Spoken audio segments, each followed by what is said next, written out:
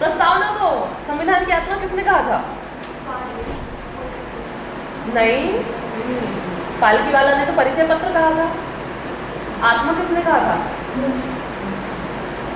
मुंशी, उनने तो कुंडली कहा था, राजनीतिक कुंडली।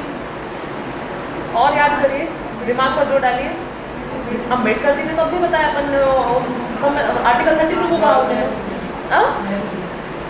अरे भगवान, तुक्के भी ऐसे मारो ना जो रेंज में रहे। रेंज में तो मारो कम से कम। सुभाष कश्यप, हाँ जी, सुभाष कश्यप। और सुभाष कश्यप के अलावा तमाम लोगों ने कहा है। सुभाष कश्यप के अलावा भारत में अगर कभी भी किसी सीजेआई का नाम आ जाए, जैसे मोहम्मद हिदायतुल्ला है ना, भारत मध्य प्रदेश के हाई कोर्ट के भी पहले चीफ जस्टिस थे, गोलकनाथ केस के टाइम पे ही सुप्रीम कोर्ट के जस्टिस थे, उस समय उनने भी इसको आत्मा कहा था।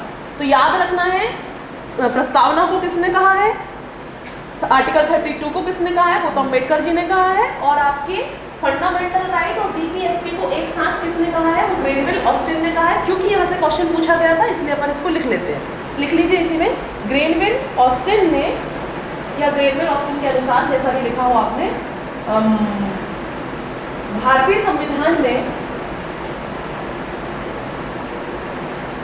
भारतीय संविधान में नहीं, भारतीय संविधान के, ऐसा करो, भारतीय संविधान के मौलिक अधिकार और राज्य के नीति निर्देशक तत्व, मौलिक अधिकार और राज्य के नीति निर्देशक तत्व संविधान की मूल आत्मा है।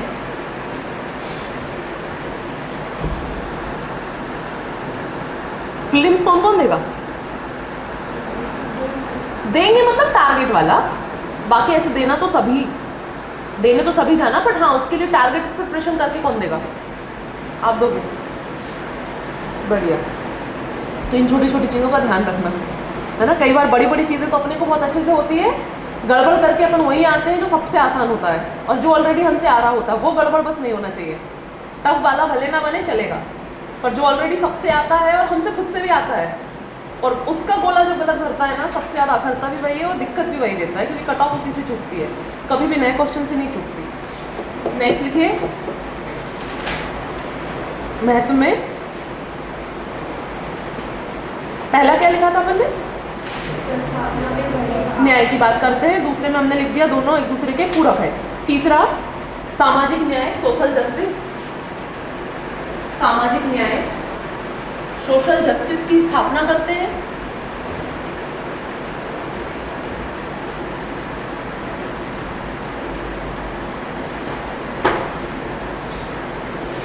मेन लिखवा दे रही हूँ जो कीवर्ड्स वाले हैं, बाकी तो फिर मन से अपन कुछ भी लिख सकते हैं ना, कुछ भी मतलब लॉजिकली।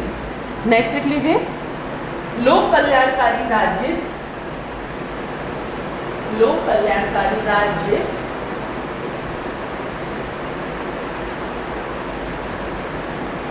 के उद्देश्य को पूरा करते हैं।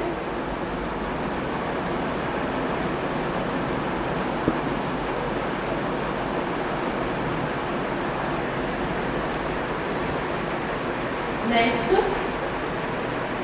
देश की नीतियों तथा कानूनों, देश की नीतियों तथा कानूनों का नैतिक आधार निर्मित करते हैं।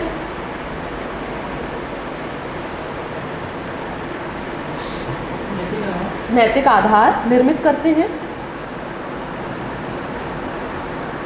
और एक वही लिख सकते हो जो अपन ने उद्देश्य में लिखा था, आर्थिक और सामाजिक लोकतंत्र की स्थापना करते हैं। आर्थिक और सामाजिक लोकतंत्र की स्थापना करते हैं।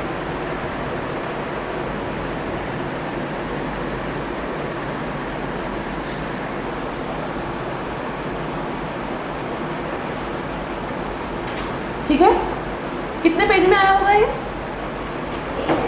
एक पेज में है ना। अब राइटिंग बहुत बड़ी है तुम्हारी, दूर दूर लिखा होगा 1.5 पेज इसलिए पहुंच गया वो।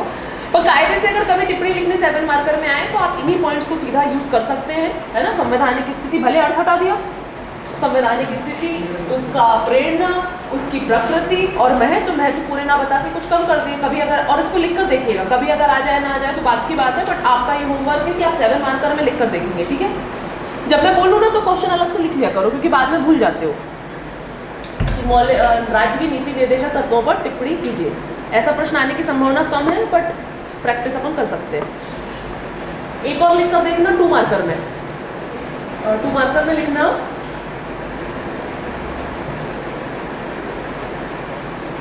राज्य के नीति निर्देशक तत्वों की प्रकृति समझाइए। राज्य के नीति निर्देशक तत्वों की प्रकृति समझाइए।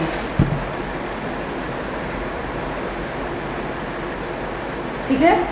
एक और लिखिए 2 मार्कर में, ग्रेनविल ऑस्टिन ने, ये तो आ सकता है बिल्कुल, मेरी गट फीलिंग है, लिख मार्क बना लो इसमें। ग्रेनविल ऑस्टिन ने किसे संविधान की मूल आत्मा कहा?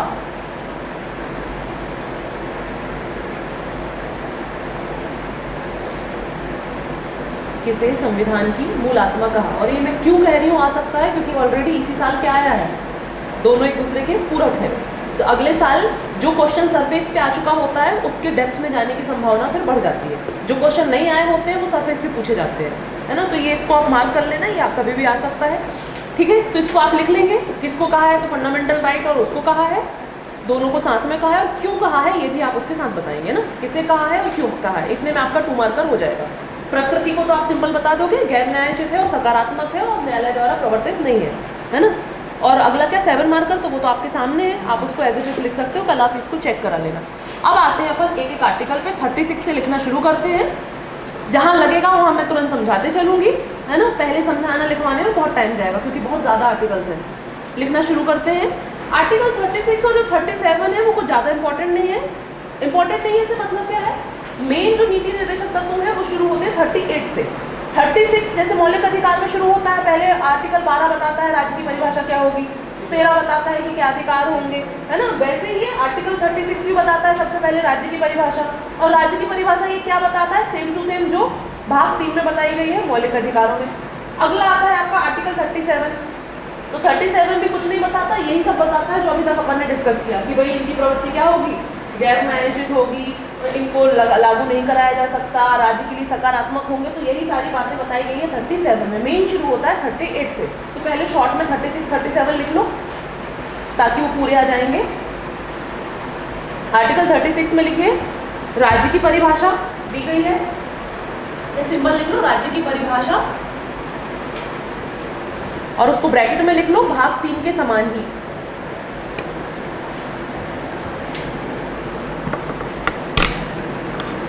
इसे कोई आपसे एग्जाम में नहीं पूछेगा कि लिख के बताओ। भाग 3 के समान ही, वही जो अपन ने पढ़ी थी 4 कैटेगरी, याद है ना। राज्य की परिभाषा में 4 कैटेगरी आती हैं, कौन सी कैटेगरी नहीं आती हैं, वही वाला इसमें आएगा। भाग 12 के प्रावधान फिर भी पूछे जा सकते हैं, भाग 36 नहीं आएगा, और आ भी गया तो हम लिख लेंगे। आर्टिकल 37, इसमें नीति निर्देशक तत्वों की डीपीएसपी की प्रकृति और विशेषता बताई गई है। प्रकृति और विशेषता या महत्व वर्णित है।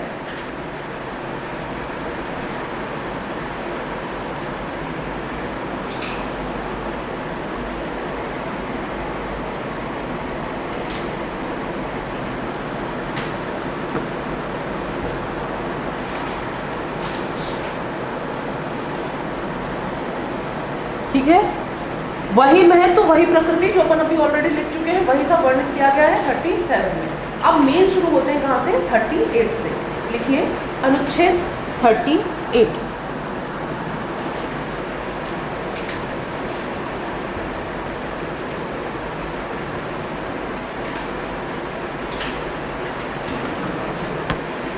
इसमें लिखिए राज्य लोक कल्याण की अभिवृद्धि के लिए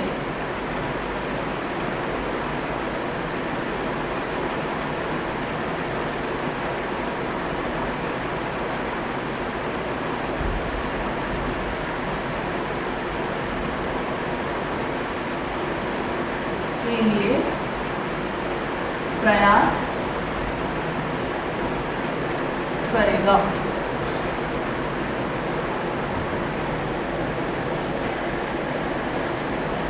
इसके अंतर्गत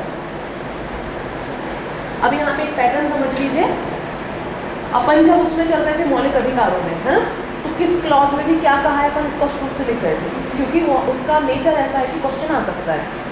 जो डीपीएसपी है इनका नेचर ऐसा नहीं है कि एक आर्टिकल आपसे पूछा जाएगा, तो इसलिए अब मैं क्या करूंगी यहाँ से, आर्टिकल 38 में क्या कह दिया, राज्य लोक कल्याण की अभिवृद्धि के लिए प्रयास करेगा। वो कैसे करेगा, वो कैसे बताया होगा, 38(1) में, फिर 38(2) में कुछ कहा होगा, फिर 38(3) में कुछ कहा होगा। अब अपन कोई लॉ की प्रिपरेशन तो कर नहीं रहे हैं, तो हमको उतना डिटेल में जाने की जरूरत नहीं है।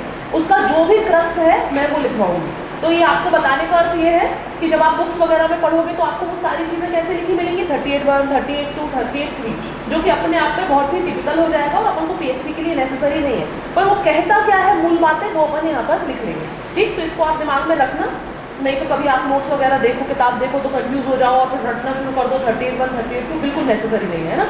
जहाँ ज़रूरी था मैंने खुद लिखवाया है, जहाँ ज़रूरी नहीं है अपन को नहीं जाना है। ठीक, तो मेन हेडिंग क्या है इसकी, राज्य लोक कल्याण की अभिवृद्धि के लिए प्रयास करेगा। अब वो प्रयास कैसे करेगा, इसको इसके सब क्लॉजेस में बताया गया है कि जैसे इसके लिए सामाजिक व्यवस्था बनाएगा, आय विषमता कम करने के लिए प्रयास करेगा। ये जितनी भी अपनी योजनाएं बनती हैं, है ना, पंचवर्षीय योजनाएं बनती थी, इनफैक्ट जो योजना आयोग की स्थापना हुई थी, आज की डेट में आपका नीति आयोग है, तो ये जो सारे कार्यक्रम का संचालन कर रहे हैं वो किस मोटिव के तहत कर रहे हैं कि राज्य लोक कल्याण की अभिवृद्धि के लिए प्रयास करेगा। डीपीएसपी में जो समझने वाली बात है वो ये है कि पहली चीज कि उस आर्टिकल में क्या कहा गया है, दूसरी चीज ये कि उसको लागू करने के लिए सरकार ने क्या प्रयास किए हैं, है ना। तो मेन क्या है, राज्य लोक कल्याण की अभिवृद्धि के लिए प्रयास करेगा, इसमें लिखी आगे, इसके अंतर्गत समझे ना मैंने जो कहा आपसे, इसके अंतर्गत राज्य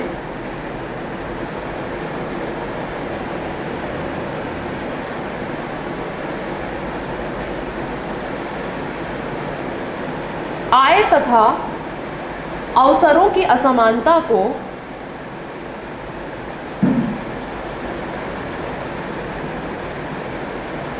समाप्त करने का प्रयास करेगा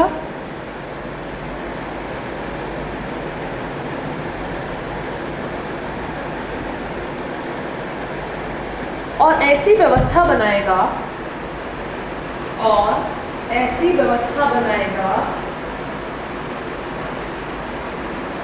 जिससे सभी संस्थाओं में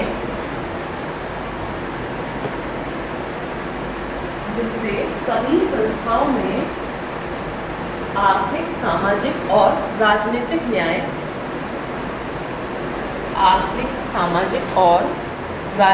न्याय की स्थापना हो सके।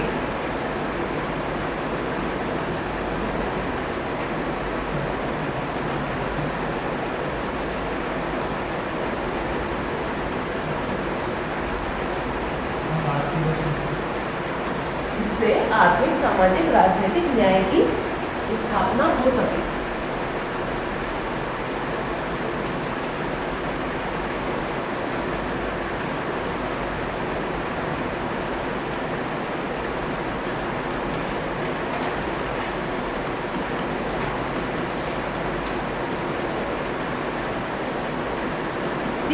इसका प्रयास लिख लीजिए,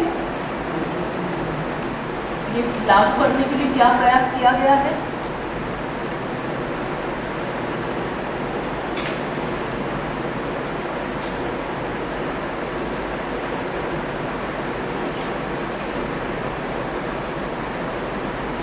इसमें लिखिए योजना आयोग तथा नीति आयोग की स्थापना, प्रयास योजना आयोग तथा नीति आयोग की स्थापना,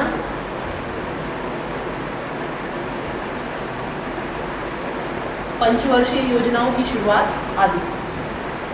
पंचवर्षीय योजनाओं की शुरुआत तथा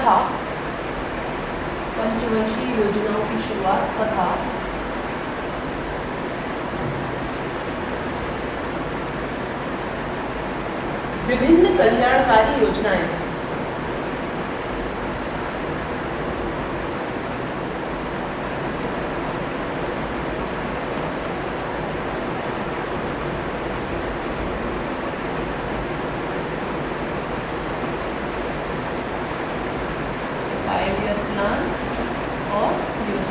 ये जो हम लिख रहे हैं ना, एक एक का अपन अलग अलग देखते चल रहे हैं, ये काम आएगा। क्वेश्चन पूछा जा चुका है कि नीति निर्देशक तत्वों का महत्व बताते हुए आलोचनात्मक मूल्यांकन कीजिए। ठीक है, तब आप क्या बताओगे? शुरुआत करोगे, महत्व तो बता दोगे, आलोचनात्मक मूल्यांकन कैसे करोगे? आलोचनात्मक मूल्यांकन का मतलब होता है कि बताओ भैया इसको लागू नहीं करवाया तो ये काम के है भी या नहीं है। तो आपको बताना पड़ेगा कि हाँ है काम के, कैसे हैं। तो हम बताएंगे आर्टिकल 38 को लागू करने सरकार ने ये किया, 39 को लागू करने ये किया, अब अपन तमाम जो भी देखने वाले हैं, 40 को लागू करने ये किया, इसको लागू करने ये किया। तो ये जो कंटेंट है आपको बाद में एनालिसिस में काम आएगा, है ना। अभी फिलहाल अपन सिर्फ एक आर्टिकल देखते चल रहे हैं और उसको लागू करने क्या किया है वो देखते चल रहे हैं, है ना। ये सारा कंटेंट आपको एनालिटिकल क्वेश्चन में काम आएगा। यहाँ से प्रश्न बिल्कुल वैसा नहीं आएगा जैसे कि अब तक मैं आपको होमवर्क दे रही थी मौलिक अधिकारों में कि भाई मैं क्वेश्चन दूं चाहे नहीं दूं, आप हर एक आर्टिकल को 2 मार्कर में लिख के देख लो। डीपीएसपी के मामले में ऐसा नहीं है ना। कभी आ जाए तो वो तो अपन कर लेंगे क्वेश्चन, बट उसको आपको प्रैक्टिस करके रोज देखने की जरूरत नहीं है। यहाँ से 2 मार्कर में कोई भी एक आर्टिकल नहीं आएगा कि हाँ इसकी व्याख्या करिए, जैसे कि अभी अपन देख रहे थे मौलिक अधिकारों में, है ना। यहाँ पे क्वेश्चन थोड़े से अलग ढंग के आएंगे, पर हमको अभी स्पष्ट करके चलना है एक एक आर्टिकल क्या है और उसका प्रयास क्या है। ठीक है, ये चीज़ें मैं बार बार बीच में इसलिए टोक रही हूँ ताकि क्योंकि अभी आपका दिमाग एडजस्ट है फंडामेंटल राइट के हिसाब से, तो आप सेम चीज़ों को यहाँ पे लागू मत करो, है ना। जैसे हर विषय की अप्रोच अलग है तो हर टॉपिक की अप्रोच भी अलग है, और वही सीखना है रेंज निकालने के लिए अपन को। अगला लिखिए आर्टिकल 39 अनुच्छेद 39। इसमें राज्य द्वारा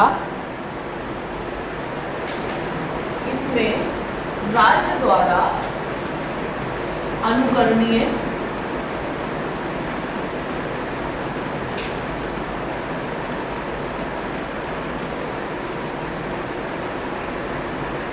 कुछ तत्वों की व्याख्या की गई है।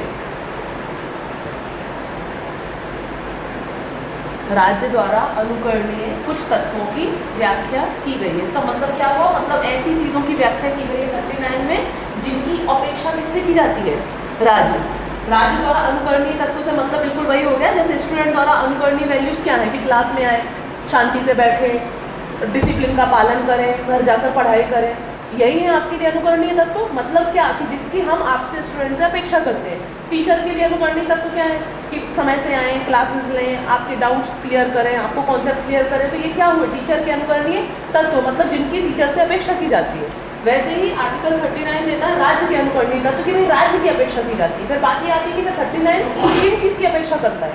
तो ये अपेक्षा करता है जैसे कि स्त्री और पुरुष दोनों के लिए कार्यस्थल पर एक सी परिस्थितियाँ हो, दोनों के लिए समान वेतन हो, समान कार्य के लिए ऐसा ना हो कि एक ही काम के लिए मेल को ज़्यादा पेमेंट मिल रहा है, फीमेल को कम मिल रहा है, जो कि होता है, आज भी होता है, बहुत सारी फील्ड्स में तो बहुत ज़्यादा है, कुछ जगह थोड़ा कम होता जा रहा है। पर इसमें सरकार से अपेक्षा की जाती है, राज्य से अपेक्षा कि वो ऐसी गतिविधियों को कम करने का प्रयास करेगा। सरकारी नौकरियों में ऐसा है क्या कि मेल और फीमेल के लिए एक ही पोस्ट के लिए अलग अलग पे सिस्टम हो? नहीं है। पर प्राइवेट में अब भी ये सिस्टम है ना। सेम पोस्ट पर काम करने वाले आईटी में अलग पैकेज पर है और फीमेल्स अलग पैकेज पर है। उसके कई सारे सोशल और लॉजिकल और लीगल रीजंस हैं, वो एक अलग बात है। पर समान कार्य के लिए समान वेतन आज भी बड़ी प्रॉब्लम बना हुआ है और उसको दूर करने की बात की गई है इसमें आर्टिकल 39 में। दूसरी चीज़ इसमें ऐसी चीज़ों की बात की गई है कि भाई कोई भी अगर कार्यस्थल पर है, चाहे स्त्री हो, चाहे पुरुष हो या छोटे बच्चे हो, है ना, उन सब के लिए सुविधाएं प्रोवाइड कौन करेगा? राज्य करेगा। जैसे कि फॉर एग्जांपल कि अब हम सभी यहाँ पे एम्प्लॉइज़ हैं इंस्टीट्यूट में, और हमारे लिए मान लीजिए ठीक है कि हम पढ़ाने आ रहे हैं, आप पढ़ने के लिए आ रहे हैं, पर हमारे लिए बेसिक वॉशरूम ना हो, पानी की व्यवस्था ना हो, तो और उसमें कोई इंस्टीट्यूट, कोई भी इंस्टीट्यूट, मतलब हमारा कोचिंग इंस्टीट्यूट नहीं, कोई भी ऑफिस, क्या ये कह सकता है कि नहीं तुम यहाँ काम करने आए हो, काम करो और जाओ? नहीं कह सकते। बेसिकली चाय, पानी, वॉशरूम ये सारी प्रोवाइड करवाई जाती है। मतलब ये मैंने बहुत ही कॉमन एग्जांपल लिया है, इसमें तमाम चीज़ें आ जाएंगी। या आपने देखा होगा कॉलेजेस वगैरह होते हैं तब उसमें वो बने होते हैं बच्चों के लिए पालना घर, क्या बोलते हैं उनको? क्रैच। हाँ, बच्चों के लिए क्रैच की सुविधा रहती है। आपने देखा होगा कॉलेजेस वगैरह में, बड़े इंस्टीट्यूट में है, हालांकि अब तो वो सबके लिए कंपलसरी कर दिया है, सारे प्राइवेट इंस्टीट्यूट के लिए भी, हालांकि उसको लोग फॉलो नहीं करते हैं और उसके कुछ लूपहोल्स का फ़ायदा उठा लेते हैं। क्योंकि अगर मान लीजिए महिलाएं हैं और वो जॉब पर आ रही हैं तो बच्चों के पालन पोषण की जिम्मेदारी तो माँ की है, पिता के साथ तो बच्चे स्कूल नहीं जाते हैं, ऑफिस नहीं जाते हैं, पर माँ के साथ तो जाते हैं। अब वो माँ अपनी जिम्मेदारियों को पूरा कैसे करे, ऑफिस का काम करे कि बच्चे का करे? तो उसके लिए पालना घर की सुविधाएं, पालना घर आपने नहीं देखा होगा, कभी देखना, कभी ऑफिस बड़े कॉलेजेस जो होते हैं ना, उसमें एक सेगमेंट होता है जहाँ पालना घर लिखा होता है, क्रैच बोलते हैं उसे। उसमें बेसिकली क्या होता है, जितनी भी महिलाएं हैं जिनके छोटे छोटे बच्चे हैं उनके लिए खिलौने वगैरह की व्यवस्थाएं, जो भी बेसिक चीज़ें होती हैं, वहाँ पे कुछ आया वगैरह रहती हैं जो दिन भर उनका ध्यान रखती हैं। तो ये सारी चीज़ें इनफैक्ट ब्रेस्ट फीडिंग रूम में बनाया ना आजकल। हाँ, ब्रेस्ट फीडिंग रूम वगैरह वो सब इसके तहत ही आता है। तो बेसिकली आर्टिकल 39 राज्य के द्वारा अनुकरणीय तत्वों की बात करता है। वो तत्व कौन से हैं कि यही कि किसी कार्यस्थल पर स्त्री और पुरुष के साथ समान व्यवहार किया जाए, समान कार्य के लिए समान वेतन दिया जाए, उनके लिए मानवोचित दशाएं हों, है ना, काम करने के लिए। तो ये सारी बातें दी गई हैं आर्टिकल 39 के अलग अलग क्लॉजेज में। अब अपन उन क्लॉज में नहीं जा रहे हैं, सिर्फ मूल बात लिख ले रहे हैं कि इसके अंतर्गत दिया क्या है ना। तो राज्य द्वारा अनुकरणीय तत्व क्या लिखा था सेंटेंस, इसमें राज्य द्वारा अनुकरणीय कुछ तत्वों की व्याख्या की गई है। जैसे जैसे करके चाहे कॉमा करके लिख लेना, चाहे ऐसे सिंगल अलग अलग पॉइंट बना के लिख लेना। जैसे नंबर 1 लिखिए, स्त्री पुरुष सभी को, स्त्री पुरुष सभी को समान रूप से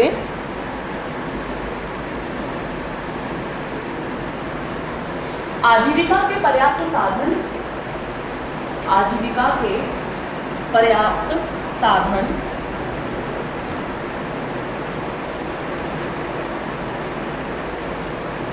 उपलब्ध होंगे।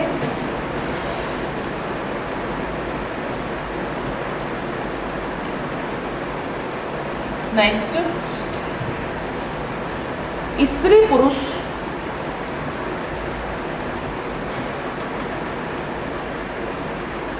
दोनों को समान कार्य के लिए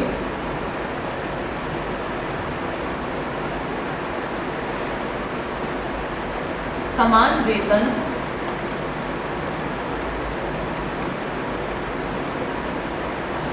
की व्यवस्था की जाएगी। समान कार्य के लिए समान वेतन की, क्या बोला था मैंने, व्यवस्था की जाएगी। नेक्स्ट,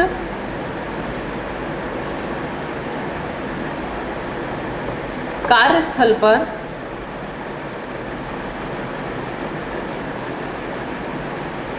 महिला पुरुष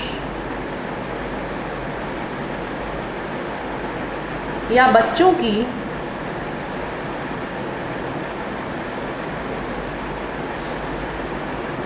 आयु तथा शक्ति के अनुसार, आयु तथा शक्ति के अनुसार ही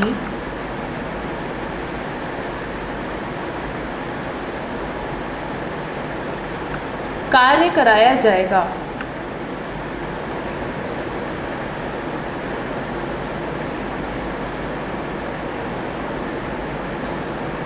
बच्चों के लिए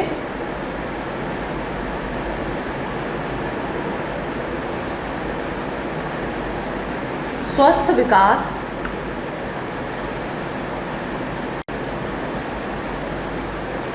के अवसर और सुविधाएं दी जाएंगी।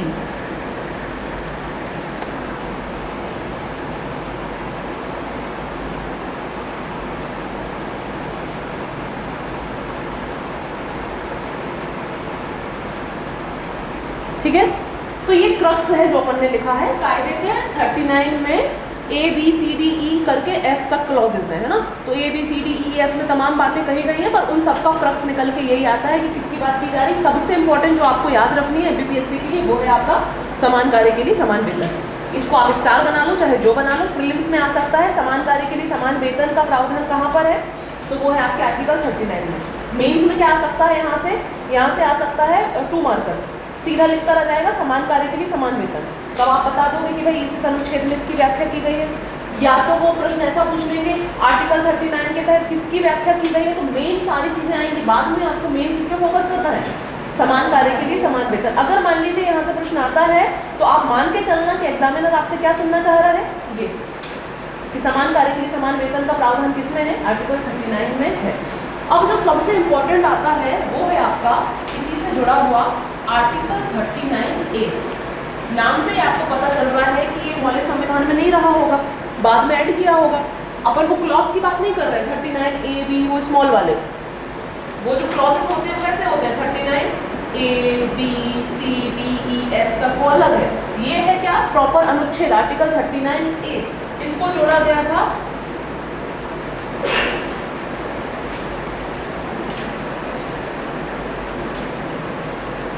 इसे जोड़ा गया था आपके 42वें संविधान संशोधन के द्वारा, कॉन्स्टिट्यूशनल अमेंडमेंट के द्वारा। कब हुआ था ये, 1976 में। और ये क्या कहता है, ये कहता है सभी नागरिकों को क्या प्रोवाइड किया जाएगा, समान न्याय व निःशुल्क विधिक सहायता। और ये बहुत इंपॉर्टेंट है, कभी भी आपको ये प्री में और 2 मार्कर में मिल जाएगा, निःशुल्क विधिक सहायता। ठीक, तो पहले आप इसको लिखो, फिर मैं बता रही हूँ क्यों इंपॉर्टेंट है। अनुच्छेद 39A लिखिए इसे। इस अनुच्छेद को 42वें संविधान संशोधन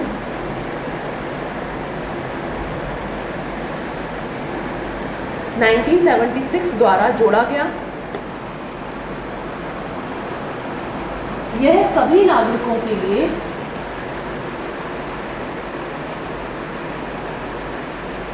समान न्याय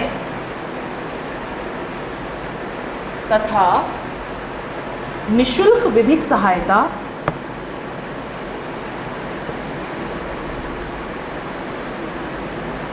का प्रावधान करता है। निःशुल्क सामने लिखा हुआ है, निःशुल्क विधिक सहायता का प्रावधान करता है।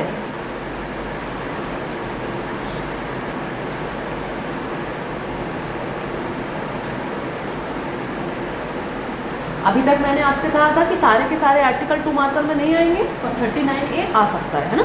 तो आप अपने हिसाब से स्टार, इंपॉर्टेंट, 2 मार्कर, जो भी आप अपना सिंबल बनाते हो बना लिया करो। मेरा सिंबल तो ये है, अगर कहीं आपको 2 मार्कर लगे तो सीधा 2M लिख दो, 5M 7M जो भी लगे आपको वो लिख लो, है ना, क्योंकि बाकी सब में संभावना नहीं है, पर आर्टिकल 39A में है।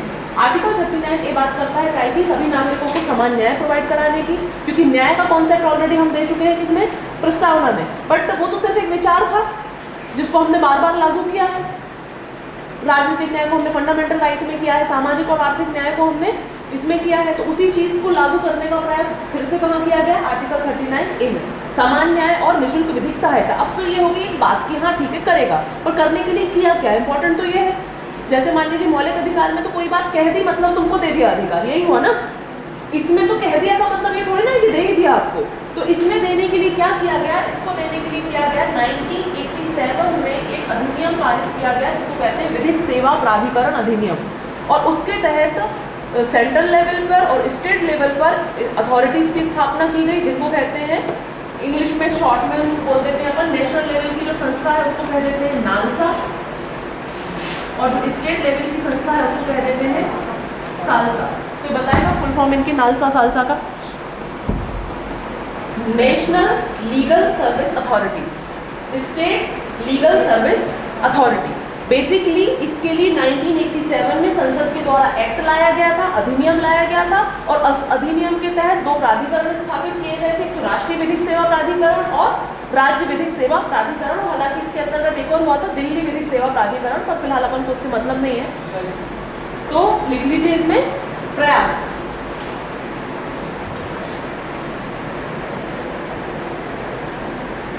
इसके लिए संसद द्वारा 1987 में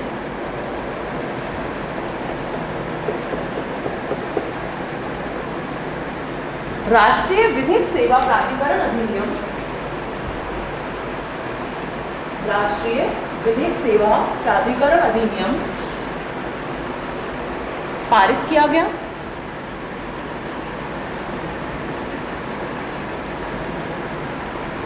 जिसके तहत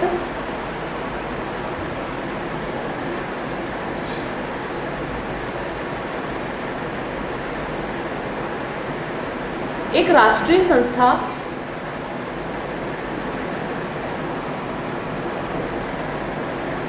नालसा, नालसा ही लिख लो, फिर उसको हिंदी में शॉर्ट में ब्रैकेट में लिख लेना, नालसा, उसको ब्रैकेट में लिख लो, राष्ट्रीय विधिक सेवा प्राधिकरण, राष्ट्रीय विधिक सेवा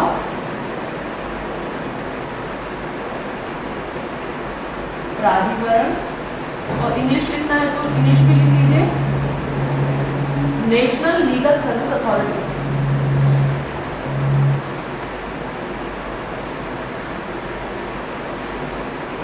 नेशनल लीगल सर्विस अथॉरिटी, तथा राज्य स्तर पर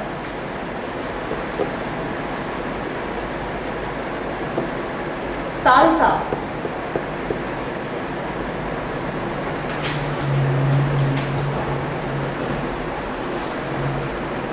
स्टेट लीगल सर्विस अथॉरिटी, इसी को हिंदी में लिख लेना, राज्य विधिक सेवा प्राधिकरण,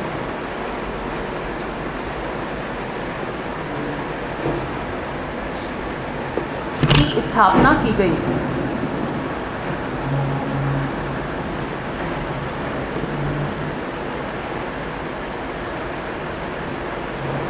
ठीक है, निःशुल्क विधिक सहायता से मतलब ये है कि अगर मान लीजिए हालांकि जैसे कि आप कहना चाहिए लीगल सर्विसेज जो होती है ना, लीगल सर्विसेज से महंगी चीज़ है, ऑलरेडी आपको पता है देश में कानून बड़ा महंगा है ना, महंगी फीसें होती हैं, बट आप जब वहाँ पर जाते हो क्या बोलते हैं उसको, जन सुनवाई में, तो जन सुनवाई में कायदे से क्या होता है, जन सुनवाई में जो कलेक्ट्रेट के पास जन सुनवाई होती है वो उसमें ये होता है कि जिनको भी जो भी समस्याएं हैं, कानूनी समस्याएं हैं, जो भी समस्या है वो अपनी लेकर जाते हैं। अब वो लेकर जाएंगे तो मान लीजिए किसी का समाधान अगर मान लीजिए एडमिनिस्ट्रेशन के लेवल पर है तब तो उसका समाधान तुरंत हो जाता है। मान लीजिए उसको कोई ऐसी लीगल समाधान की ज़रूरत है तो उनको भेज दिया जाएगा किसके पास, स्टेट लीगल सर्विस अथॉरिटी के पास और नेशनल लीगल सर्विस अथॉरिटी के पास, कि एक तो व्यवस्थाएं आपकी कोर्ट की है, अगर आप सक्षम है तो जाइए कोर्ट और लड़िए, एक तरीका तो ये होता है। दूसरा तरीका ये होता है जो कि अपन कुछ दिनों में पढ़ेंगे, PIL, कि मान लीजिए कोई इंसान गरीब है, सक्षम नहीं है जाने के लिए और वो इतना अवेयर भी नहीं है तो उसके बिहाफ में कोई और जाके PIL दाखिल कर सकता है। और कुछ लोग ऐसे हैं जो करना चाहते हैं पर उनके पास पैसा नहीं है, संसाधन नहीं है, सुविधाएं नहीं है, तो वो किसकी मदद ले सकते हैं, इन विधिक अथॉरिटीज़ की, है ना। तो निःशुल्क विधिक सहायता का मतलब ये है क्योंकि अपन जब नॉर्मली कोर्ट जाना बड़ा ही इस देश का महंगा काम है, न्याय के लिए हमने व्यवस्था तो बहुत अच्छी बना दी है पर उस न्याय की समस्या यही है कि न्याय बहुत महंगा है, जो कि अभी अपन न्यायपालिका में पढ़ेंगे और उसके हम लोग भुक्तभोगी हैं। हम लोग मतलब MPPSC के स्टूडेंट्स जिनके केस चल रहे हैं 87% और 13% में, उनसे पूछ के देखो, जब बार बार चंदा करना पड़ता है, बार बार 2-2 हज़ार 3-3 हज़ार रुपये बच्चे जोड़ते हैं और फिर भी आखिरी में जाके पैसे कम पड़ जाते हैं। खैर ये तो एक नॉर्मल बात हुई, पर कुल मिला के जो कानून है वो बड़ा महंगा है और न्याय देने की बात हमने ऑलरेडी कहाँ करी है, प्रस्तावना में। और न्याय कह देने से तो न्याय नहीं होता है, उसके लिए कुछ सॉलिड काम तो करना पड़ेगा। निःशुल्क और विधिक सहायता, वकील प्रोवाइड करते हैं, हाँ वकील प्रोवाइड करते हैं, पब्लिक प्रोसिक्यूटर्स होते हैं, अभी अपने जो कोर्ट्स वगैरह में भी पब्लिक प्रोसिक्यूटर होते हैं, है ना। तो बेसिकली इनकी अपनी सुविधाएं हैं, इनकी अपनी व्यवस्थाएं अथॉरिटी में होती हैं। ये इसलिए बाद में जोड़ा गया है, कब, 1976 में, क्योंकि हम न्याय की बात तो ऑलरेडी कर चुके थे पहले और न्याय हम प्रोवाइड भी करा रहे थे फंडामेंटल राइट के द्वारा इनडायरेक्टली। पर बात फिर ये आई ना कि ये तो सब इनडायरेक्टली है, डायरेक्ट कहाँ है, निःशुल्क कहाँ है, विधिक सहायता कहाँ मिल रही है किसी को फ्री में। तो उसके लिए फिर ये कॉन्सेप्ट जोड़ा गया, कौन सा, समान न्याय और निःशुल्क विधिक सहायता का, और उसके लिए एक्ट पारित किया गया और ये संस्थाओं की स्थापना की गई, स्टेट लेवल पर सालसा और नेशनल लेवल पर नालसा। ठीक है, सिंपल आपको यहाँ से 2 मार्कर में क्वेश्चन आ सकता है। सिंपल नालसा लिखकर ही आ जाएगा, यहाँ से प्रीलिम्स में तो आ ही जाएगा। नालसा की स्थापना कब की गई, किस अधिनियम के तहत की गई, तो आप बताएंगे 1987। सिंपल NALSA लिखा आ जाएगा आपको कहाँ पे, 2 मार्कर में। तो भी आपको ये डिस्क्राइब करना है कि इसका फुल फॉर्म क्या है बता दोगे, स्थापना कब की गई बता दोगे और किसके तहत की गई ये बता दोगे, आर्टिकल 39A के तहत। समझ में आया, तो इसको आप लिख लो, मतलब इसको लिख कर देखना आप। आर्टिकल 39A 2 मार्कर में, इसी एक प्रश्न को 2-3 तरीकों से अपन लिखकर देख लेंगे। आर्टिकल 39A,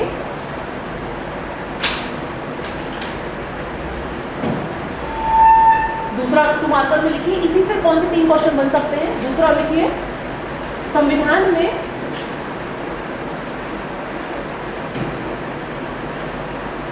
निशुल्क विधिक सहायता के लिए, निशुल्क मतलब फ्री, विधिक सहायता मतलब लीगल सर्विस, निशुल्क विधिक सहायता के लिए क्या व्यवस्था की गई है?